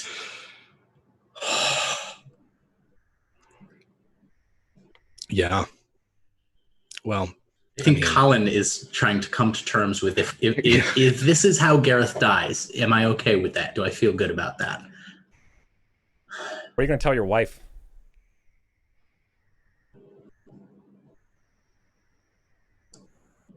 What are you going to tell your kids? Right? I mean, what are you going to tell... What are you going to tell the Countess right now? What are you going to tell the Seneschal? They're like, why did you do this? Someone else might have gotten it wrong.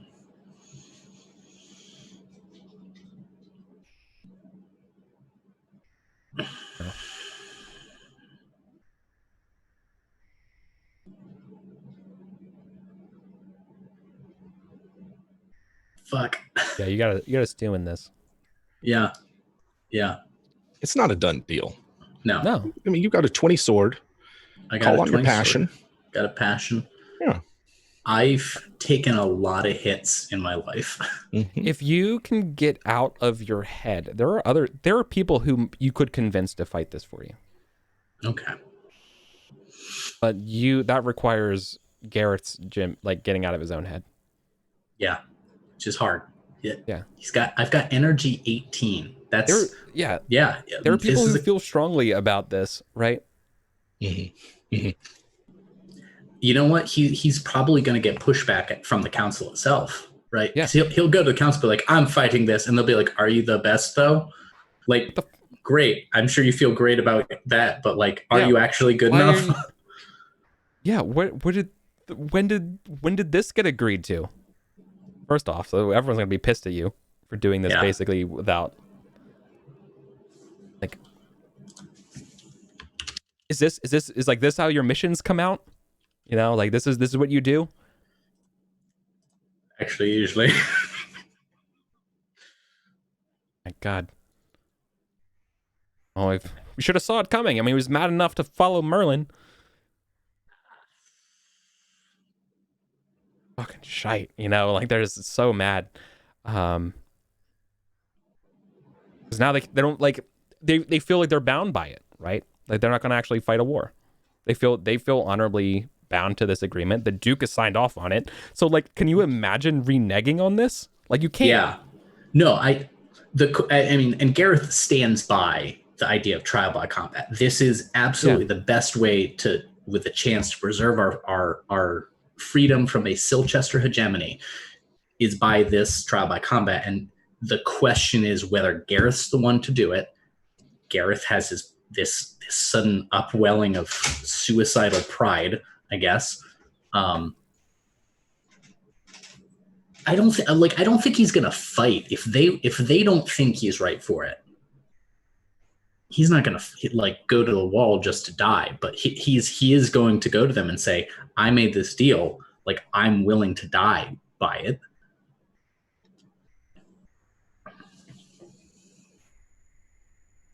Right. So like, let's cut to like, you're actually like at the council, right? Yeah. Let's go. So we're gonna move past the feast, and we're doing the council part where we're deciding who we're giving the money. Yeah.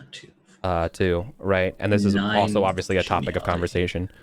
And let's say for simplicity's purposes, Erwin, you're also brought in because I mean, for what it's worth, you had to provide testimony for being at this meeting, anyways, right? And so you're guilty by association. I say guilty, but you're not guilty of anything other than being a dumbass, being reckless. Yeah, having a reckless friend. We checked in on Ulfius the way we said we were gonna. The fuck, Matt, Mr. Prudent over here. You know, no, is it modest? Am I remembering it right? No, we did each meet with the Duke, but we met individually. Yeah, you met individually. Yeah. Okay, that's what I thought. So, yeah, you're kind of dreading this as soon as Gareth told you that this is sort of what was agreed on the way back. Yeah. Yes. Yeah, I recall wanting to have words with Gareth, but then we just it happened between sessions probably. Sir Elad steps up at the meeting and says, "I'm not going to let you fight this kid." Saying that to Sir Gareth. Why not? It's going to be the Marshal of Salisbury. Have you the strength of arm? No offense, but he's old, but he can do it. You were old when I was a child. Well, Sir Lycus has me beat by a couple years, but when it comes to this land, and he like puts his hand on this table, you know, and like kind of rubs this table, this world,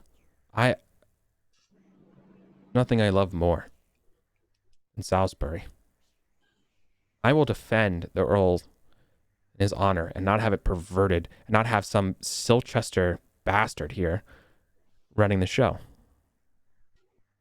No, I'd rather die. I've served my time. You've raised, and he looks over to Erwin, right? Because Erwin, you raised his kid, or did you, Gareth? Which one of you raised him? No, I squired Freyed. You squired Elad's son. You did. You squired. Yeah. So he goes and he looks to you. It's like, no, my son was in good hands. My son is in good hands and been raised right. It's his time to inherit whatever happens, but I'll make sure that the world is as best as possible for him. Now, this is where I need you to make some sort of rolls here, Colin, for Sir Yeah. Gareth, because I feel like you're pretty fucking bound to not let someone fight this battle for you. Yeah, this is Right.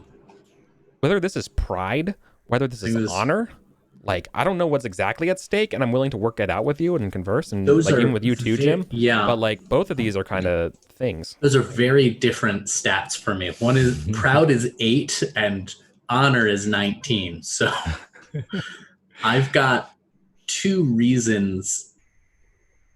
Yeah. Well, I don't know which one. I feel like you have to call on your honor as a pageant. Honor seems right Calling for your this honor, kind of thing. Yeah, call on your honor for this right now. Whatever we roll, this is what's at stake. So I feel like calling on your honor here. This is your life. This is everything's around you. So you're gonna have.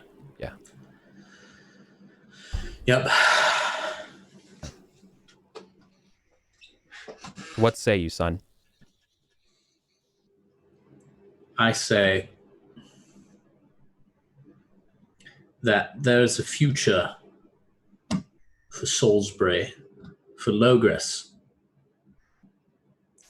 in which what we do is what we suffer. It's not those with no qualm, no skin in the game that die. That we might sit at a table and exchange the miracles of our adventures, because they are our adventures, not what we have strong-armed others into, tricked into, not the dire necessity of mere politics.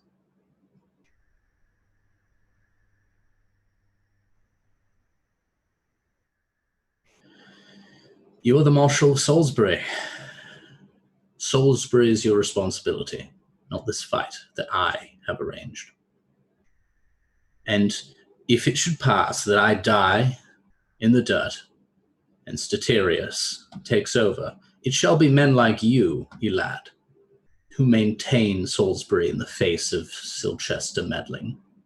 No, son, you're not understanding. This Salisbury, this Logres, this is a corpse now. Beset by wolves. And I am the last sheepdog.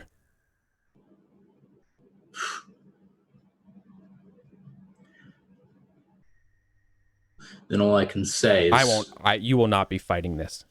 As he like stares you down again. He basically called on his own honor here. Right? And being like, no, this is the last fight for the honor of Salisbury. I want to fight this thing. And you can't let him either. Right? Like you're So Elad, if you are... But you're not going to duel him or anything like that. Like, I'm not trying to pressure you that way. Just like you guys just are completely disagreeing on this. So Elad, if you are a sheepdog for Salisbury, you shall not be the last. If you die, there shall be another to carry your torch, which is burning so brightly right now.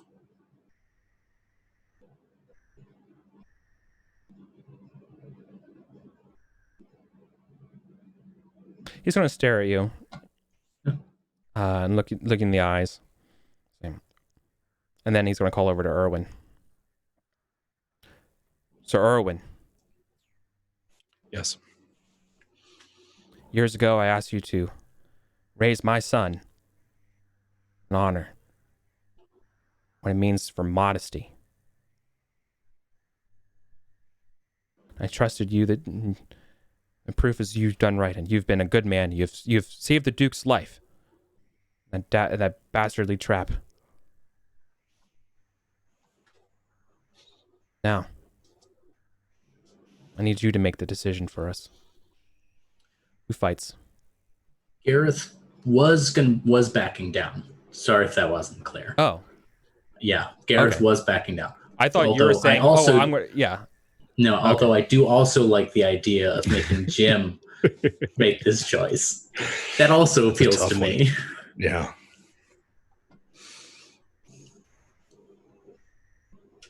Which one are we going to go with? I want you to choose. You want me to choose? All right. Yeah. So even though Gareth tries to back away, or Sir Elid, the Marshal of Salisbury,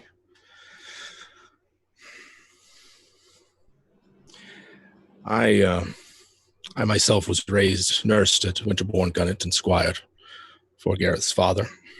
Our destinies, our lives have been intertwined. I admire Gareth, his energy and ambition, but my heart tells me that this is something he has gotten himself into. We would lose a great deal, Sir Elid, if you were to fall. We would have no one here to lead us in battle. No one here to make sure that Salisbury is as safe as it can be.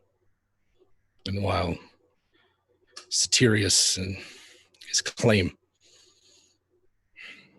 no one wants that. It can be undone by other means. Erwin is, with heavy heart and with great sadness, is going to press for Gareth to fight the duel. Oh. Yeah. And that's the session today then. Oh, shit. Fuck. Yeah. All right. Good shit. Oh boy. Man. Oh boy. I'm so glad That's you a all hell here of a fucking choice, watching Jim. this show. That was Yeah. a great little speech, Jim. Yeah. That was fucking good. Fuck. Yeah. Yeah. I had that one in my back pocket. Nice. Yeah. It's- So it goes. I pre-wrote Gareth's eulogy. Oh, man. Mm. Good game. Yeah, hell yeah. Role-playing games, y'all. Good shit. All right. Yo. Yeah, Colin. I gave you the option. Like you were so bent on doing it. I was giving you an out of it. Yeah. And then the option came down to Jim, and Jim, you're back in it. No, that felt right. Yeah. That felt right. Yeah. It wasn't a choice easily made. It wasn't. Yeah. It no wasn't a one's gonna choice let that was you- Gareth's whim. Yeah. It's just too important to be left to whim. Yeah. And it settled on one of the highest glory individuals. Yeah, it's like in Erwin. the calculus of it, it sucks because it's like Gareth is younger, has more promise. And But it's his bed. I honestly thought maybe you'd have suggested yourself. I don't know that Erwin would have. I think Yeah. Erwin's reaching that point where he's got so much in terms of his family and his life that he's almost averse to this kind of risk. Like, you know, he's reaching that point where he's like, ooh, we should be cautious. We should be more cautious. And his prudent is climbing up there. So, Yep. man, that sucks. But it's also awesome. This is gonna be Your best friend for life has to fight to the death against a great swordsman for the fate of Salisbury. Man, what a game. Yeah, it's pretty fucking good. Yeah. I'm getting an adrenaline dump right now. So yeah, for sure. Yeah. when we All right. step away, I'm probably gonna scream into a pillow for 15 minutes. Yeah, that's reasonable. All right. Great. I love this It's game. not over, though. You could pull No. this off. No, That- you can you still say do it. that. Survived 4 Yeah. mortal wounds. Yeah. So we have to do a lot of you talking to people next session. All right. And who do you if should you die, your next character would be your kids are still too young. They are. I have Play your cousin. my cousin, the one who disappeared after that druid nonsense down in Broughton. No, that was your half brother. Your bastard brother. Who's my cousin? He's died. Oh He died. yeah, Uwain. Yeah, Uwain. Uwain. I've got Uwain. Bra the bastard is gone. Yeah. Acewin was born in. You could play. I would let you play Sir Frayed. Good time, dude. It's 497. Hold on, 497 minus 4. Take that. field 87. back. They're literally, yeah, I'm 10 years away from being able to Yep. play any of my kids. Yeah. Ewain, I would play Ewain probably. Yeah. Because I'm looking at Primo, so Lady Elaine would take the estate. Because Yeah, but when she marries, only a third of it kept. if she marries. Yeah, it's the widow's share. If she marries. She will. Yeah. Interesting. Gareth would want it to be an Aryan. He would want that. He would want that. Yeah, I'd probably play Ewain.